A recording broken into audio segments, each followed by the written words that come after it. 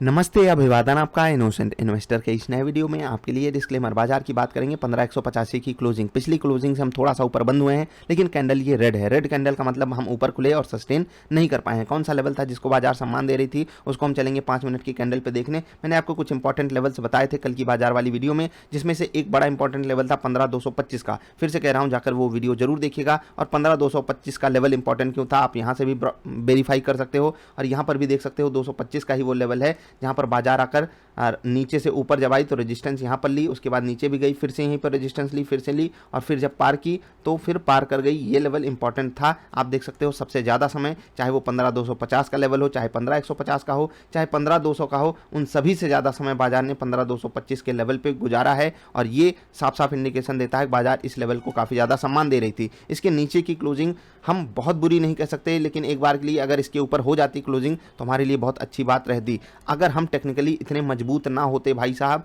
तो आज हमारी क्लोजिंग काफ़ी बड़े रेड में हो जाती, क्योंकि आखिरी घंटे में कई सारे स्टॉक्स ने निफ्टी का साथ छोड़ा। उसमें से सबसे बड़ा धोखा दिया रिलायंस ने। रिलायंस में एक अचानक से प्रॉफिट बुकिंग आई और जो प्रॉफिट बुकिंग यहाँ पर आई उसको संभालने का काम किया किसने, उसको संभालने का काम किया आईटीसी ने। अदरवाइज आज बाजार एक बड़ी नेगेटिव कैंडल बना सकती थी, जो कि 30 से 40 पॉइंट का भी हो सकता था। हम निफ्टी ट्रेडर पैटर्न की बात करेंगे, उसके बाद कुछ स्टॉक्स की बात करेंगे। 3 मिनट की कैंडल पे हमको यहाँ पर बाई सिग्नल मिल जाता है, जो कि क्लियरली एक फेक सिग्नल होता है। आप यहाँ पर ये सिग्नल अवॉइड कर सकते थे या नहीं, वो उसके लिए आपको देखना होगा कल की बाजार वाली वीडियो। बाकी अगर आपने यहाँ पर ट्रेड लिया तो आपका पहला स्टॉप लॉस गया, और दूसरा ट्रेड हमको मिला था 10 मिनट की कैंडल पे सेल साइड का ही, और सेल साइड का ट्रेड मिलने के बाद आप देख सकते हो कितना बेहतरीन वहाँ पर हमारा टारगेट हिट हुआ है। तो लेवल क्या था सेल साइड का, वो आप आराम से आइडेंटिफाई कर सकते हो। यहाँ पर 15215 के आसपास अगर आपने शॉर्ट किया, वो बेस्ट लेवल था शॉर्ट करने का। और क्यों वो बेस्ट लेवल था, क्योंकि 15225 के जो सपोर्ट था उसके नीचे बाजार आ चुकी थी, और उसके बाद 15150 तक आपके पास आराम से मौका था वो प्रॉफिट बुक करने का। बाकी अगर आपका लेवल थोड़ा बहुत ऊपर नीचे भी है तो भी आपको कहीं से भी लॉस होने के चांसेस हैं नहीं। याद रखिएगा, जब हमारा एक टारगेट एक स्टॉप लॉस आता है तो ओवरऑल हम प्रॉफिट में ही रहते हैं, क्योंकि रिस्क रिवार्ड रेशियो हमारे फेवर में होता है। प्लस 10 मिनट की कैंडल पे भी हम थोड़ा सा बड़ा ट्रेड ले लेते हैं, जो कि काफ़ी ज़्यादा हेल्पफुल हो जाता है हमारे लिए। निफ्टी ट्रेडर पैटर्न पे अगर आपको हमारे साथ ट्रेड करना है, आप जुड़ सकते हो। बाकी अगर आप एफएनओ में कहीं भी ट्रेड करते हो तो मैं आपको सिर्फ आपसे यही रिक्वेस्ट कर सकता हूं कि अगर एफएनओ में ट्रेड करना ही है तो केवल इंडेक्स में ट्रेड किया कीजिए। अन्य जगहों पे रिस्क बहुत तगड़ा होता है। आप समझ सकते हो कितना भयंकर वहाँ पर मोमेंटम आ जाता है छोटे से टाइम फ्रेम में। आगे बढ़ते हैं।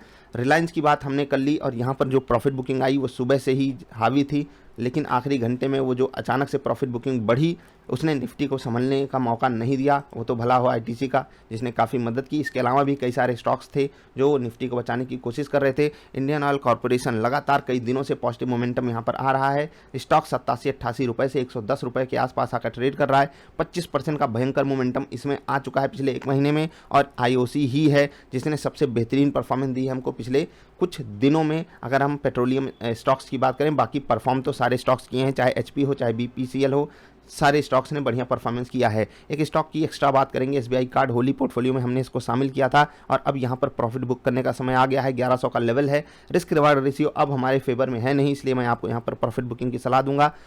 इस पर अलग से वीडियो बहुत जल्द आएगी, उसको हम आपके साथ डिस्कस करेंगे। अब बात कर लेते हैं टॉप मूवर्स की। सबसे बढ़िया निफ्टी में टॉप मूवर्स में आप देख लीजिए, 2 तो धुरंधर थे अपने तेल कंपनियाँ। उसके बाद स्टेट बैंक ऑफ इंडिया काफ़ी सपोर्टिव था, लेकिन यहाँ पर ऊपर से काफ़ी बड़ी प्रॉफिट बुकिंग भी आई हुई है। एलएनटी काफ़ी दिनों बाद बाजार को बढ़िया तरीके से सपोर्ट कर रहा था। आइसर मोटर्स भी आज फॉर्म में था और बाजार को सहारा दे रहा था। गिरावट में रिजल्ट के बाद 3 सीमेंट गिरा। जेएसडब्ल्यू स्टील सेगमेंट के कुछ स्टॉक्स आज टूट रहे थे, भले सेल पॉजिटिव मोमेंटम दिखा रहा था। जेएसडब्ल्यू स्टील, टाटा स्टील, ये दोनों स्टॉक कमजोर थे।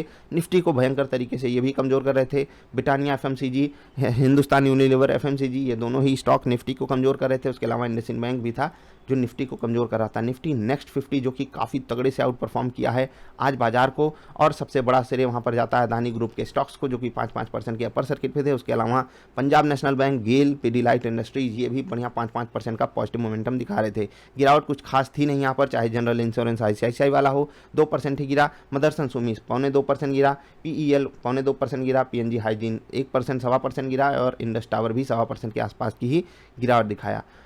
मिड कैप इंडेक्स की बात करें तो यहाँ पर धूम धड़ाका किया कॉनकॉर ने, और काफ़ी ज़्यादा मदद की इसने इस इंडेक्स को आउट परफॉर्म करवाने में। कॉनकॉर की मदद से निफ्टी मिड कैप 50 काफ़ी बेहतरीन क्लोजिंग दे पाया है आज। उसके अलावा पेज इंडस्ट्रीज़ की बढ़िया परफॉर्मेंस, कैस्ट्रॉल इंडस्ट्रीज़ की बढ़िया परफॉर्मेंस, गोदरेज प्रॉपर्टीज़ की बढ़िया परफॉर्मेंस के सहारे निफ्टी मिड कैप काफ़ी बेहतरीन क्लोजिंग आज हमको दिया है। ठीक है, गिरावट में आप देख सकते हो श्री राम ट्रांसपोर्ट, उसके बाद Amaraja battery, Ramco cement, Torrent power और जिंदाल स्टील थे जो 1.5 से लेकर 2.25% तक की बड़ी गिरावट आपको दिखा रहे थे। ठीक, निफ्टी बैंक में अगर आप देखोगे तो यहाँ पर छोटे बैंक आज धूम मचा रहे थे, चाहे वो सरकारी हो चाहे वो प्राइवेट हो।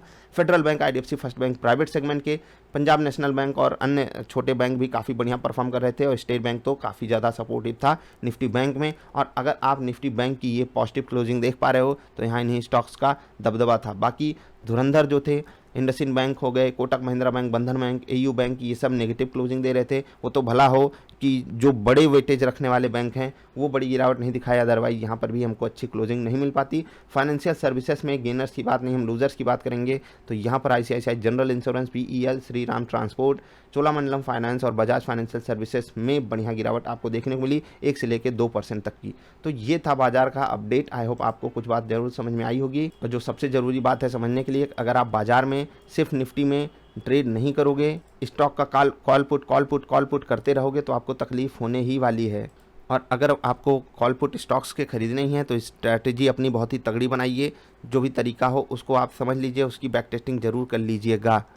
आज अगर हम बढ़िया क्लोजिंग दिए हैं, और इसको मैं बढ़िया क्लोजिंग इसलिए कह रहा हूँ क्योंकि ग्लोबल मार्केट से जिस तरीके के संकेत थे हमारे लिए, अगर हम टेक्निकली 1550 के ऊपर की क्लोजिंग पहले ना दिए होते तो हमारे लिए बाजार में सस्टेन कर पाना काफ़ी ज़्यादा मुश्किल हो जाता। आप देख लीजिए बाजार 15150 पे जैसे ही आई, तुरंत प्रॉफिट बुकिंग आने के लिए कितने बेहतरीन सिनारियो यहाँ पर बन गया कि जो भी लोग शॉर्ट किए थे वो प्रॉफिट बुक किया और उन्हीं के सहारे से हमको एक बढ़िया सहारा निफ्टी में मिल गया जो कि काफ़ी बढ़िया हमको क्लोजिंग दिलाया है। ठीक है, ग्लोबल मार्केट से हमारे लिए कुछ खास संकेत अभी भी नहीं बन के आ रहे हैं। Let's hope for the best कि आगे आएँ, कल के लिए हमारी बाजार फिर से मजबूत हो। देखेंगे कल क्या होता है। अभी आपसे अलविदा लेते हैं। तो आपने एक चीज़ तो समझ ली कि टेक्निकल लेवल्स पे बाजार अगर अच्छे लेवल्स पे क्लोज होती है तो काफ़ी बढ़िया रहता है अगले दिन के लिए। मिलेंगे फिर से, नमस्कार।